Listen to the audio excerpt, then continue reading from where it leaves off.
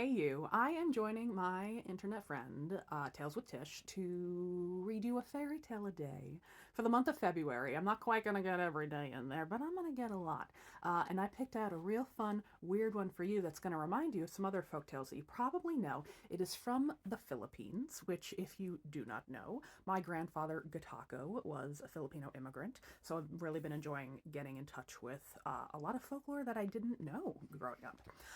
And this tale, it reminds me a lot of Japan's Little Peachling, which I've told here before. You can find in my AAPI playlist. It also reminds me a lot of the kind of kind and unkind girls stories like Diamonds and Toads, where one, spews forth riches and the other spews forth frogs. And so, yeah, I'm going to read it to you today. I might add in some of my own color commentary, as I tend to do.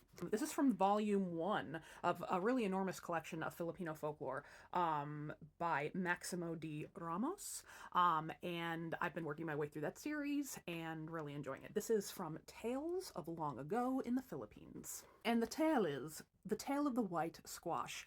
Boring title, not a boring folktale. Let's get into it. In a certain village, there once lived a childless couple. You've heard the tale before. They had a squash vine which gave them fruit to eat every day, and they were very happy, for although they had no children, they fucking loved squash. I'm paraphrasing.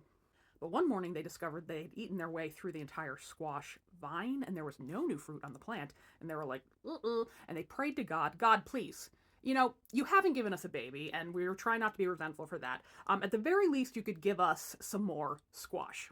Not long after that, a strange, beautiful white squash appeared on the plant. And they were like, what? Because this was the first white squash they had ever seen, and they couldn't wait for it to ripen. And as soon as it was big enough, the husband said, it's time. Pick the fruit and cook it. I haven't had squash for so long, and I can't wait to dig in. So the wife picked the fruit, and she carried it to the kitchen. And when she started opening the squash with the knife, she heard a voice from inside the squash that was like, don't hurt me. And she was like, uh-oh. She called her husband. Her husband's like, squash doesn't talk. She's like, I heard the squash talk to me. Come, take a look. She goes back to opening it. And once again, the voice comes in there that's like, please don't hurt me. The couple's like, uh-oh. They finish opening the squash, and from out of the fruit came a handsome boy. I love this. How old is this boy? Do you know? Do I know? Is he fully grown? Is he somewhere in the upper elementary range? Is he just like a baby, but they called him handsome? I mean, he's not a baby because of this next part.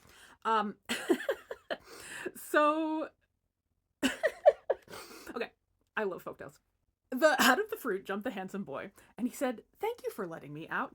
Please give me a bath. So I do think he is like a kid. When the couple had recovered from their surprise, the old woman took her jar and went to fetch water from the well. She spread a mat on the floor, she laid the baby on it. Oh, there we go. And she dipped water over the baby to bathe it. No sooner had she done so when a wonderful thing happened. Water splashed on the baby's body and rolled down to the mat, transforming into shining pieces of gold. Throw water on the baby, water turns to gold. The woman just continued bathing the baby because she was like, okay, until all the water had turned to gold. And they had so much money that they didn't even know what to do with it. But after a while, they decided, let's build us a large home. They built a large palace. They figured out how many servants they would need to hire to take care of it.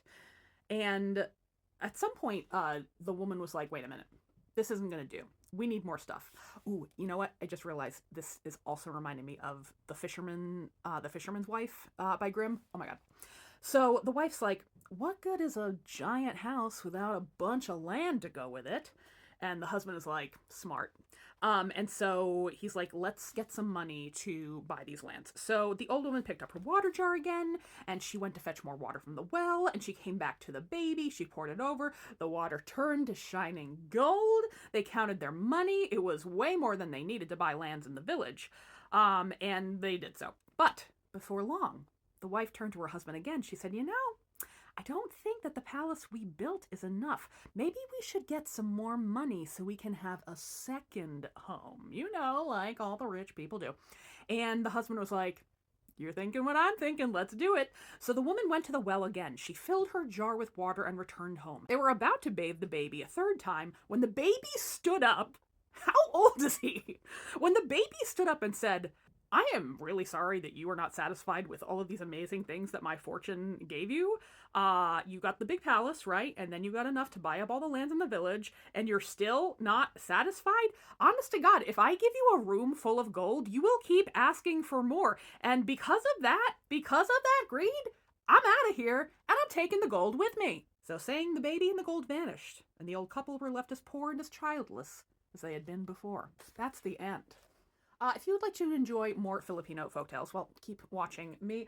Follow me here wherever I am that you're watching. And also, please pick up my book, Fucked Up Fairy Tales, Sinful Cinderellas, Prince Alarmings, and other timeless classics. It's a humorous collection of folk tales and fairy tales relevant to us grown-ups, as frankly all fairy tales are if you're doing them right.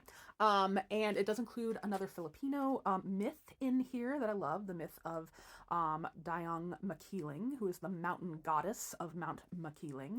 It's a love story, and it's a tragedy, and it's a revolutionary drama. So yeah, pick it up and tune in for more fairy tales from me this February and beyond.